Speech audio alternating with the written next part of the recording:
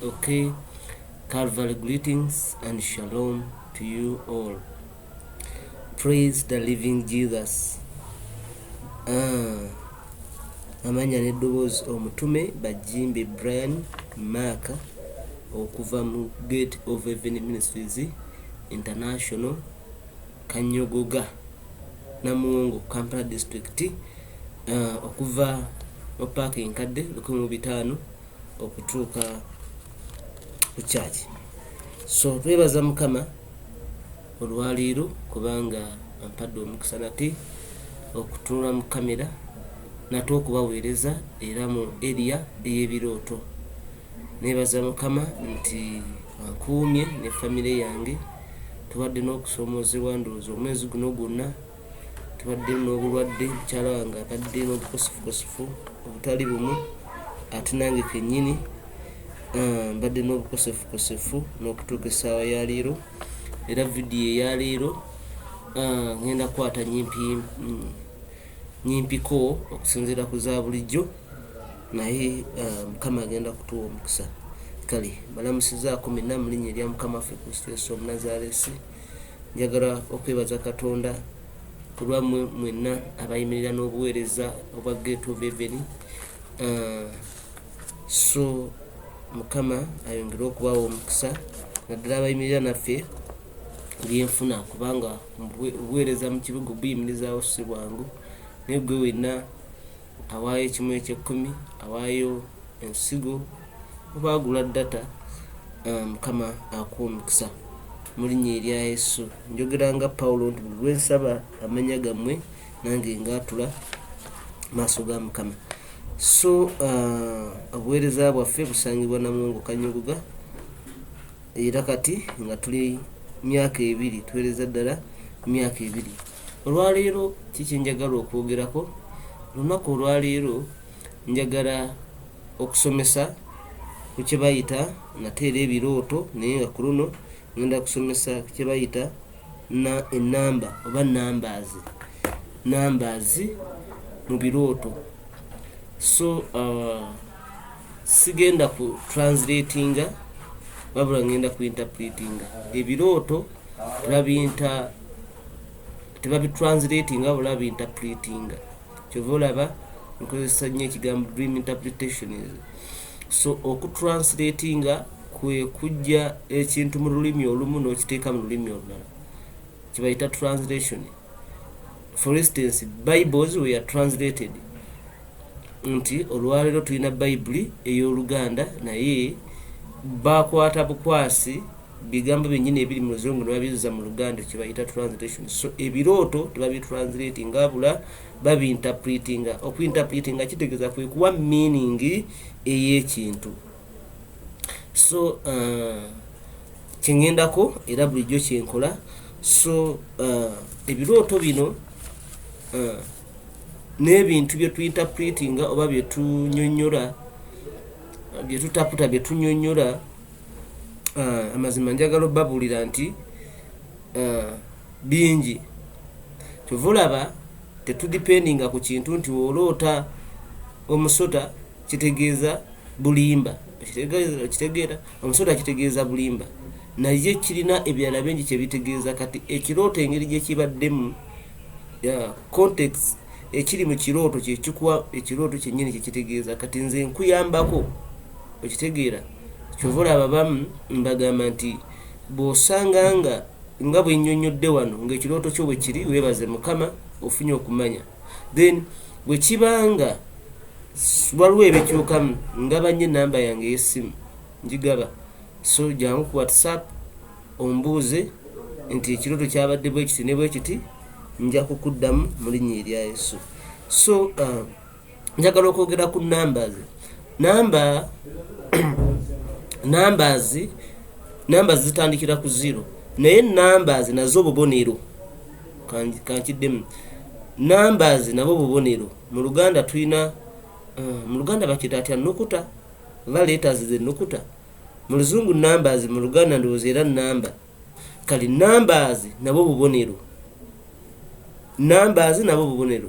Njakuwa ekyokulabirako ekigambo 100 akabonero kakyo ngo kifunzizza bawandiika M00 kabonero. Era bw'olaba M00 otegeera nti bano babadde bategeeza ekigambo ekiwanvu ekitegeeza 100.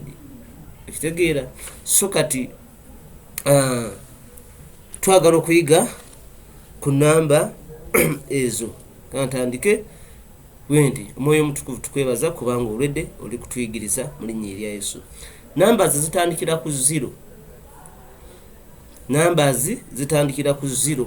0 1 2 3 4 5 6 7 8 9. Zezo numbers.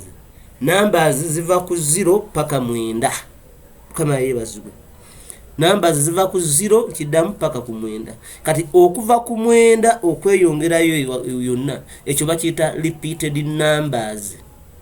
Bakiyita repeated numbers. Kyovola bakwata essimu yo ojja kulabira okuva ku 0 paka ku 9. Ebisigadde oba oyagala 12 ojja kwata emu ogateko 2. So ebisigadde babiyita repeated numbers. Kati eriyo ebirooto kama yebazibwe. Eriyo ebirooto ebirimu repeated numbers. Kati ate bino nabyo bizibuzibu tosobola kubivunula nga ate ekirimu direct number. Direct number eva ku 0 paka 9.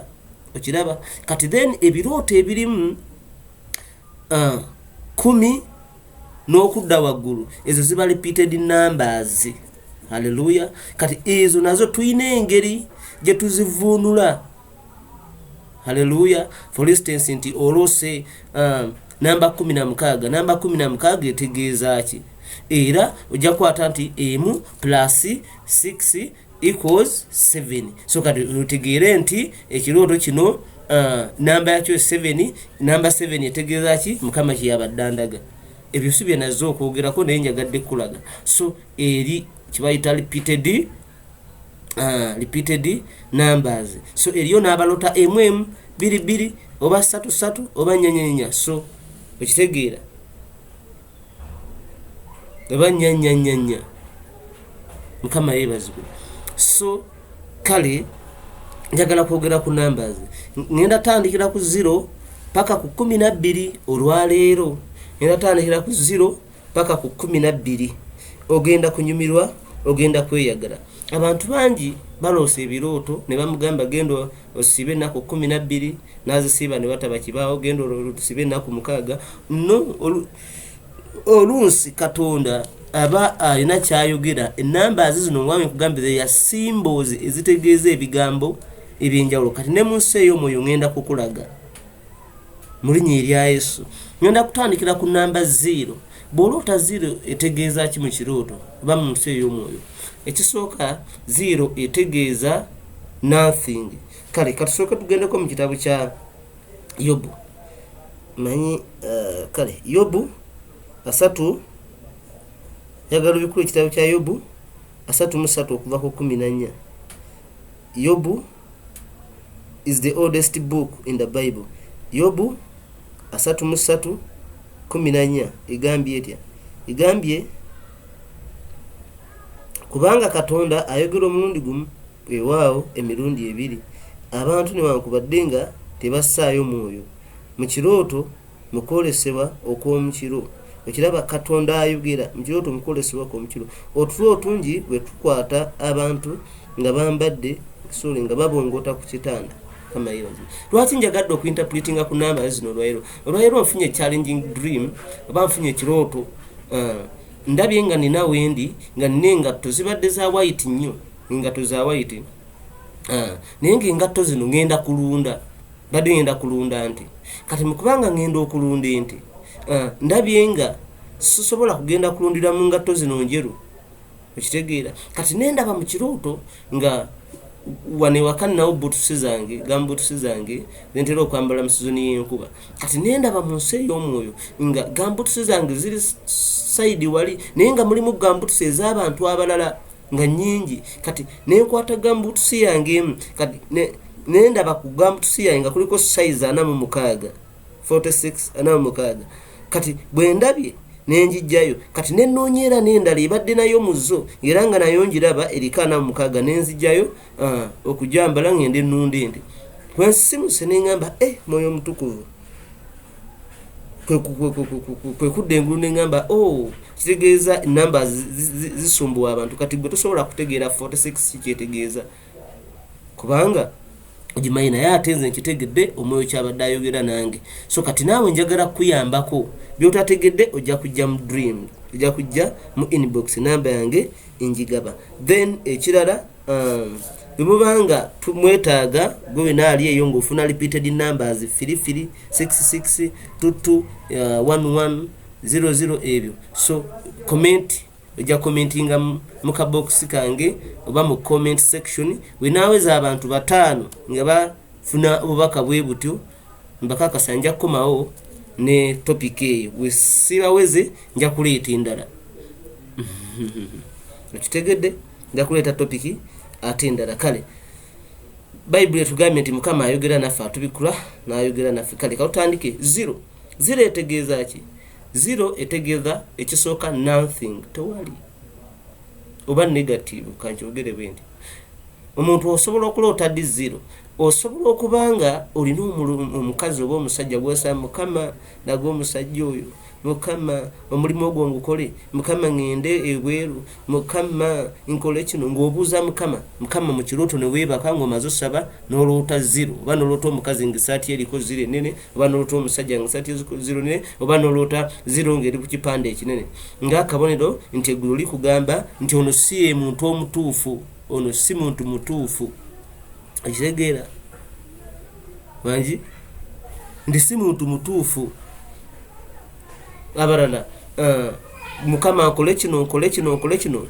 n'ofuna ekirooto nga mulimu 0 ng'akabonero nti tokola si kituufu then eriyo n'abala abatera ofuna 0 eno nga bamwali mulabeko ku bakyala bino biri nnyo mu bakyala nga yalina omwami yasooka okufumbirwa n'azaalayo omwana omu oba babiri kati omusajja nga si mulokole ye nga yalokoka n'avaayo n'agenda ku kyeyo oba n'akola ebirala kireeteddemu eri eyo naye nekubya emirimu n'ewalala naye kati ng'omuntu ono lafula agenda myaka 4 naye nga ye akyalowooza nti ono ye mwami we ng'era buli wasaba akomawo nja kumukomyawo naye ng'oluusi yawasana dda oluusi ng'agenda dda n'obulamu bwe nga takyasobola kuddayo ng'ajja funa ofunye bizibu so kati n'abalala basobola okufuna ekirooto ekyo namba eyo ng'erimu 0 ng'omwoyo omutukuvu ali babikulira oba ng'abalaga nti mwerabire ebyayita va ku byayita weyongereyo ogende mu maaso kama yeebazibwe namba endala namba 1 namba emu etegeeza ki spiritual realm oba mu nsi ey'omwoyo namba emu etegeeza obumu kama yeebazibwe obanga oli muweereza osobola okuba mu kkanisa nga bagamba twetubulira enjiri ne banno gogamba anze njagala ndi nzekka bwobanga oli mukozi ogamba nga buli kimu olowooza nti weemalirira osinga kikola nga oli bwomu then n'ofuna ekirooto ekyo nga Mukama akulaga nti nkubanja obumu ogenda okuwangula n'okubotola okuyitawo mu ekyo ate era namba emu osobola okulaba mu kirooto nga olina olugendo lw'oyagala okugendako omwoyo omutukuvu nyamba njagala kumanya ngende kati then n'oloota ekirooto ng'oli mu kibuga ekyo obanga otambula naye nga maaso eriyo namba emu ennene ku kipande obanga yeewandise mu bwengula ng'akabonero nti Katonda akukulembedde kubanga namba emu etegeeza era God aid oba Katonda omutwe kama yeebazibwe then abalala era osobola okuloota namba emu otya omwoyo omutukuvu asobola ojja okubikulira ng'olina embeera mw'oyita oli mulwadde nnyo oli mulwadde nnyo oba obonaabona nnyo oba okaaba nnyo oba onoonya olina embeera moyita etali nnungi naye ng'eruddewo ng'osaba ng'oloota namba emu ng'omwoyo mutukuvu akulaga origin. Namba emu era etegeeza origin oba ensibuko nti embeera eno waliwo we yasibuka, wabba wakola abc erina ensonga lwaki waliwo embeera eno weeri. So kati mukama abakunoonya kugenda kutereeza wawe wayonoonera ebyakunoonekako mu linnya erya Yesu. Then abalala oba osaba busabe nga tolina kyomanyi n'olaba namba emu mu kwolesebwa birooto omwoyo mutukuvu ng'akulaga nti ogenda kuba muntu w'amaanyi oba nti Katonda agenda kuyimusa mu ngeri efaanana bwetyo. Alright, so kale nateera mbaanirizaako mu linnya erya Yesu nanensa muyimirireko nange mbayita ab'emikwano obuweereza bwange bubeetaaga. Nsaba okuyimirira nange mu linnya lya Yesu Kristo Omunazaalesi. Nina okusoomozebwa so kyalina ebbanja erya kyaki weeri kyatubanjayo akasente naye mwana wa Mukama osobola omulimu guno kubanga obeereddwa omukisa okusobola okumentinga mu box n'ogamba amuweereza wa Mukama nina miliyoni 2 naye miliyoni 1 naye emitwalo 3 naye emitwalo 5 tuzimbe omulimu gwa Mukama. Tulaba nti oweereddwa omukisa n'abalala bangi ku ground wano baweereddwa omukisa n'okusinga abali ku online ate n'abalala bangi abakyaweebwa omukisa ku online. So nina challenge so nina obwetaavu okusasula ebbanja. Kale bwasobola okuyimirira nange n'obanga oli mu nsi z'ewala nga tosobola kukozesa mobile money, okitegeera tosobola kukozesa mobile money, osobola okukozesa account bank. Tulinayo account bank eri manya gange Bajimbi Brian Mark. N'obanga oli wano mu Uganda ng'oliwa eri ya DTB eri 720596 sorry kanjiddemu 7205986001 ya DTB. Gwe ogamba nsobola okuyimirira n'otwayo emitwalo 5 kitegeera n'otwayo emitwalo 3 n'otwayo kyonna ky'osobola Mukama agenda kuwa omukisa. So n'ebyuma byatufuddeko bannange tulina overnight olwokutaano naye ebyuma byasiridde so tetulina wadde kye tulina. Kale so tugenda nakwewola bwewozi. Kale onooyimirira naffe Mukama ajja kuwa omukisa. Siga Mukama naawe anakola obulungi. Ate gwe asobola okukozesa mobile money oba kyonna ky'osobola enamba eri 07026777. So oba oyagala MTN jangu mu kabokisi onkooneko nti MTN nja kuddamu. Ate enamba gye nkusomedde Airtel yeri ku WhatsApp, jangu ku WhatsApp nja kuba nkuddamu. Mukama agenda kuwa omukisa. Kale tweyongereyo tugenze ku namba 2 museeyo omwoyo obuusaba abamu musaba n'ofuna okwolesa olaba namba 2 oba n'ofuna ekirooto amulimu namba 2. Namba 2 etegeeza ki? Kukakasibwa oba confirmation, kukukakasa.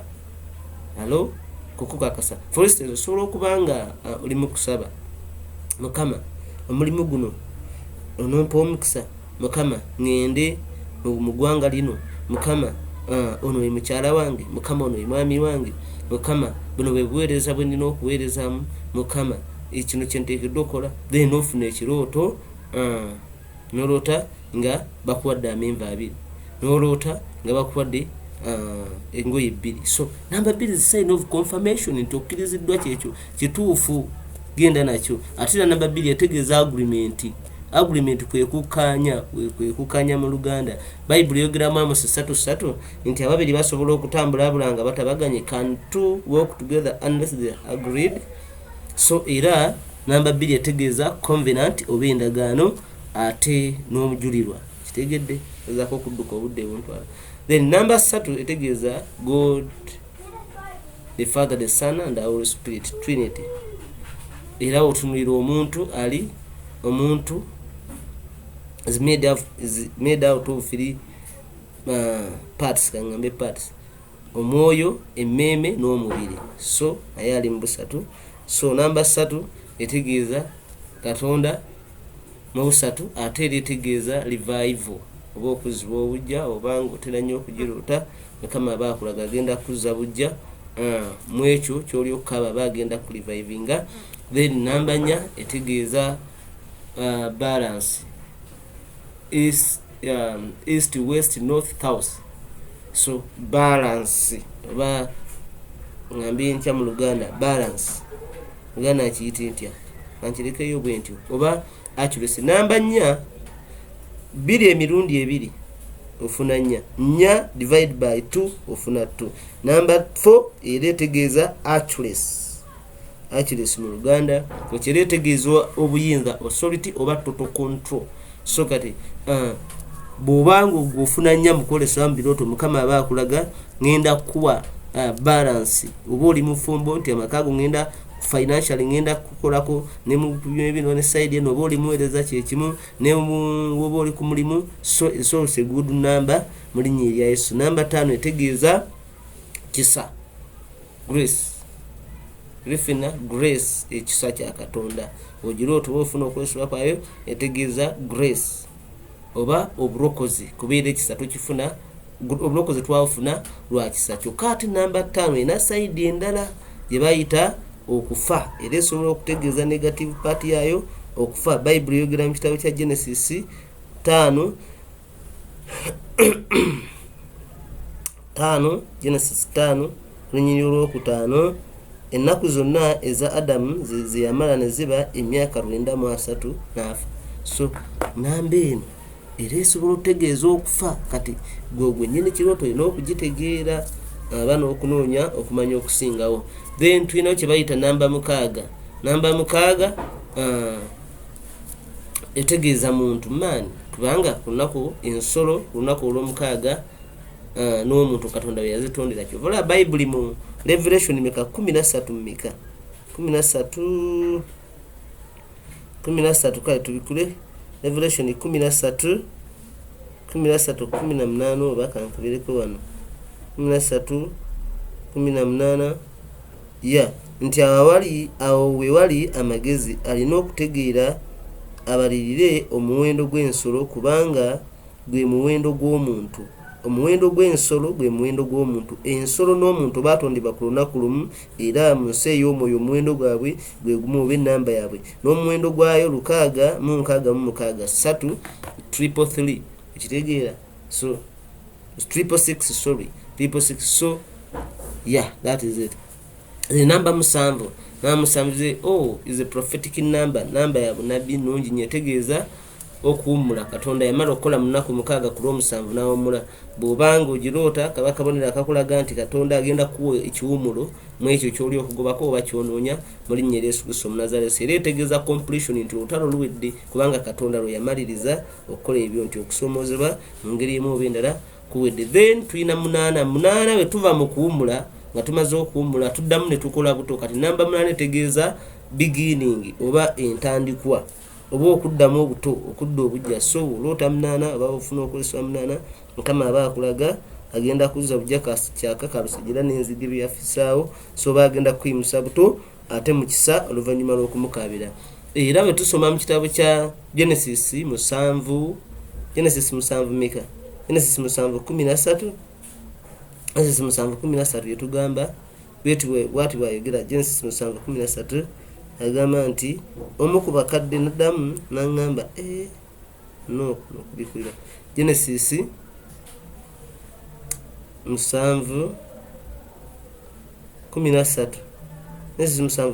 bwati bwagamba nti ku lunaku olwo Nuuwa n'ayingira ne Seemu ne Kaamu abo basatu. Nuuwa omu, Seemu 2, Kaamu 3 ne Yafeesi 4 n'abaana ba Nuuwa beebo benva okusoma ne mukazi wa Nuuwa abo 5 n'abakazi 3 ab'abaana ba Nuuwa be bantu 8.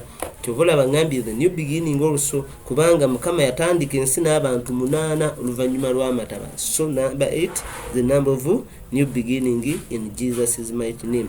Namba 9 giving birth etegeeza kuzaala. Hello.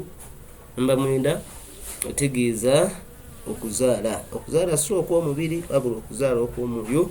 Bw'ogiroota bw'ogifuna mu kwolesebwa n'ebirala Mwoyo Mutukuvu aba akulaga nti ngenda kukukozesa okuzaala great ideas, great thoughts, ebirowoozo eby'amaanyi ebigenda okuva mu zi kampuni, obuweereza, bintu ebyenjawulo. Ate era esobola okutegeeza spiritual burden, osobola okugiroota nga Mukama akutegeeza akulaga nti agenda tandika okuteeka abantu ku mitima gyabwe b'otomanyi na kumanya, oba bo nga gwe bamanyi bo tebakimanyi nti obasabirenga bafune eddembe. Ate era mwenda tulina 9 fruits of the spirit, 9 fruit of the spirit, gifts of the Holy Spirit, there are 9. So namba 10 katwala tugenze mu kugatta. Kati bwe tuba tuinterpretinga zino tukuma 12, then ne tutandika okugatta. 10 etegeeza obukulembeze, leadership, etegeeza obuyinza,